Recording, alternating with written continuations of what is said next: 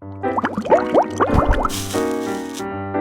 guys, it's Chef from Pressure Luck, and happy summer! It's summer! And this actually is like the last video I'm doing in my 30s. I'll be 40 by the time this video comes out.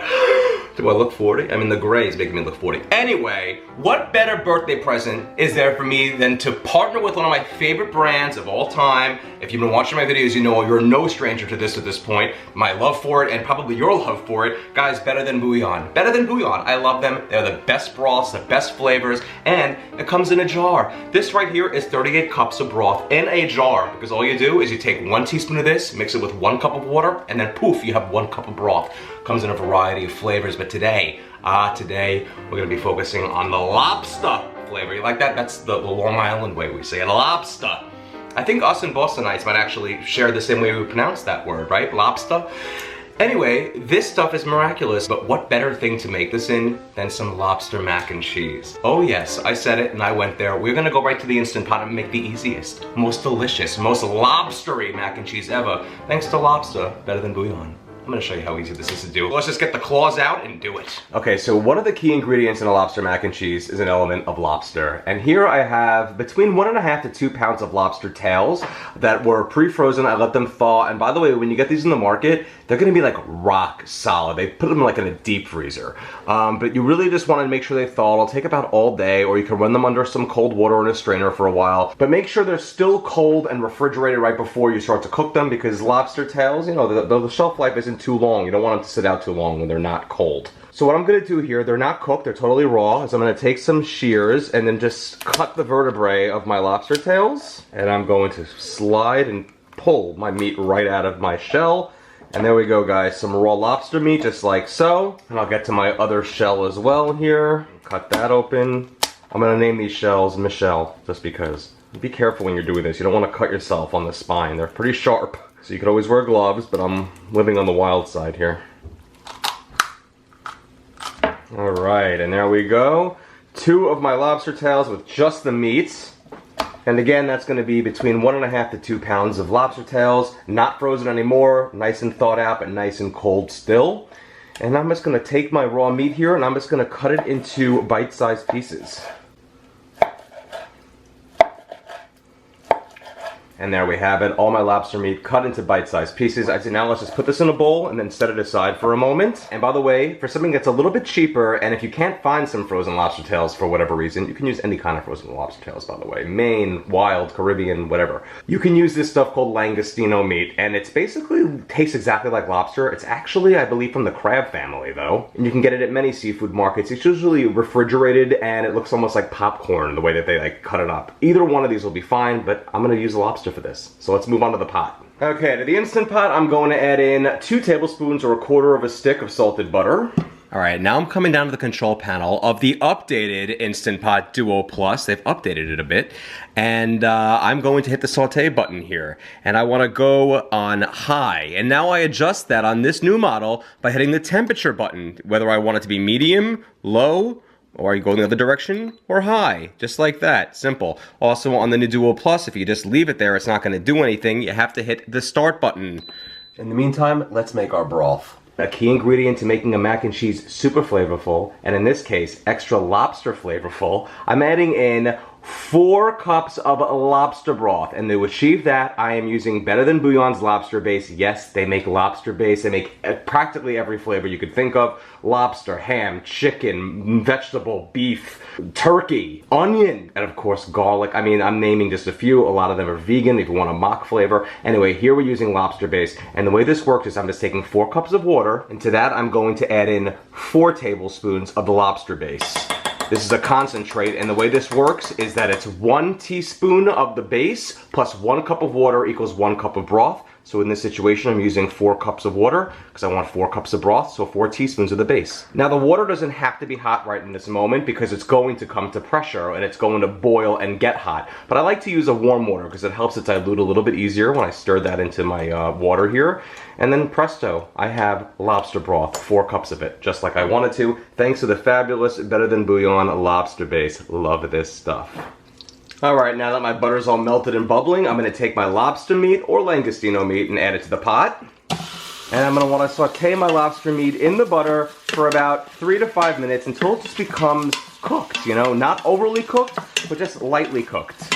And that happens pretty quickly with lobster.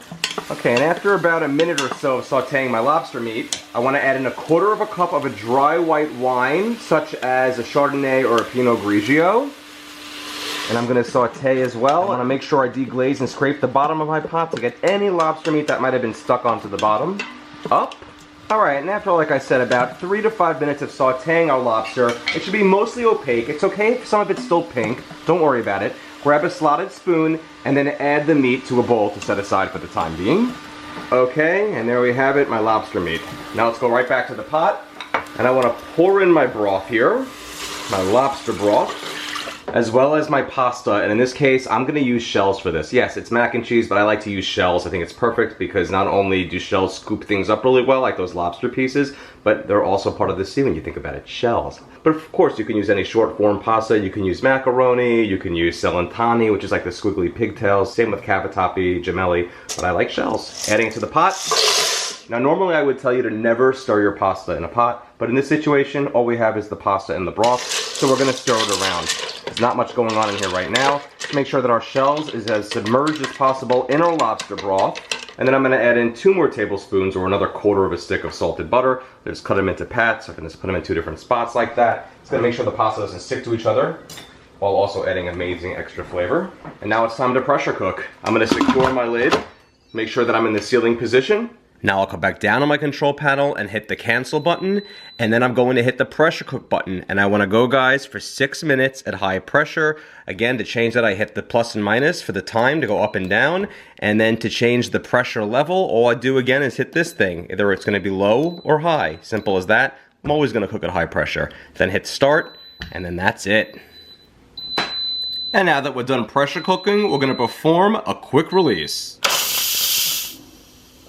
And now that the pin dropped, we can take our lid off. And there's my perfectly cooked pasta. I'm gonna give it a little bit of a stir. Look at that, perfect. Not too soft, not too tough, just right. And it's already gonna have that amazing lobster flavor in there, thanks to the Lobster Better Than Bouillon. Now it's time to cheese this up. I'm going to add in 4 cups or 1 pound of a shredded cheese of your choice. I like to use different types of cheddar cheeses, some white, some yellow, some sharp, some mild. But you can use anything you want. You can use Gouda, whatever. I'm also gonna add in 1/4 cup of a grated Parmesan cheese. And optionally, I'm gonna add in 1 tablespoon of Dijon mustard. It brings out some really great flavor in the mac and cheese. You do not have to add it, just adds in some great flavor. And if you wanna give it a little bit of zest, a tablespoon of some hot sauce. Again, it's not even gonna make it spicy. It just adds more flavor and enhances everything. And now I'm just gonna stir everything up and make sure that my cheese gets nice and combined with all of my pasta.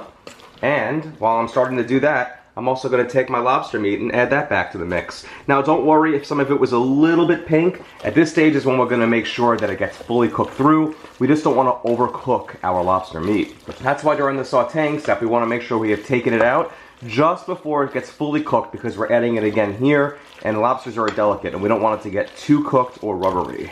So we're just going to keep stirring this until all of our cheese is melded. And look at how great this is getting, guys. Look at how cheesy and fantastic. Now, if you want your mac and cheese a little creamier, it's very, very, very simple. You don't have to do this. But you can add in like a touch of some heavy cream in there, or some half and half, just a little bit, just like that. And that's going to keep it extra creamy and smooth. And that's also a great way to reheat any leftovers of mac and cheese. But you see, once you add that, it becomes extra creamy, smoother. Totally up to you though if you want to add that or not. Alright guys, and there we have it. Lobster mac and cheese, looking absolutely spectacular. I cannot wait to try this out. So here's a bowl and here's some mac and cheese to go right into it. Look at the creaminess, look at all the lobster meat. There's a big chunk of it right there. Look at that piece. Alright. There we have it, guys. And if you want, you can add a little bit of truffle oil to the mix. I like to add a little drop there, or maybe just about that much. And it's time to do it up. Let's go. Alright, my friends, and there it is, lobster mac. Let's give it a try. Oh boy. First of all, there's a huge piece of lobster on this, and I'm really excited to eat that with it. Let's do it.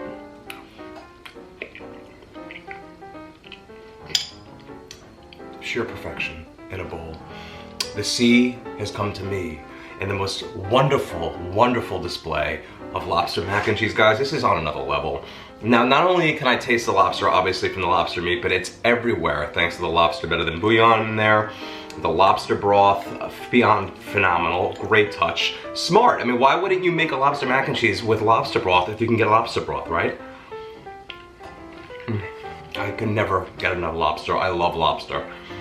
And it's funny because when I was a kid, I wasn't into it at all. It's tender, it's flavorful. There's no weird fishy flavors whatsoever. This is some good lobster mac and cheese. And anyone you service to who loves lobster and mac and cheese is going to go absolutely nuts for it. Oh wait, what's that? You want that as a lobster roll? Okay, get a hot dog bun and stuff it with the lobster mac and cheese and then give that a bite. What's a few extra carbs at this point, huh? Stop. Stop. I mean, don't stop, but stop. This stuff is really insane. This bun is also brioche. Do a brioche if you can do brioche. It makes all the difference, you know? Well, if this is what turning 40 is all about, I say bring it on. Guys, if you enjoyed these recipes, check out pressurelovecooking.com because I have a ton of recipes on my website. I've authored 2 international bestsellers, the Step-by-Step Instant Pot Cookbook and the lighter Step-by-Step Instant Pot Cookbook. You can also get them spiral bound if you take them to one of your favorite office stores and do it that way. Some people really like to do that. You see that? You can flip it this way now. Easy, perfect, presto. And by the way, in these books, every single recipe has step-by-step color photos, gorgeous ones for everything to tell you what to do, as well as a finished shot of what everything should look like. Check out facebook.com/pressurelovecooking and like that page for any time a new recipe comes out, deals on items, tips, a few peeks into my life, and of course, at Pressure Love Cooking on YouTube, Pinterest, Instagram, and TikTok. Thank you so much again, guys, and the next time somebody comes by when you're making lobster mac and cheese, get the claws out, because it's gonna be a fight to the last bite. Enjoy. Look at that lobster! Cheers.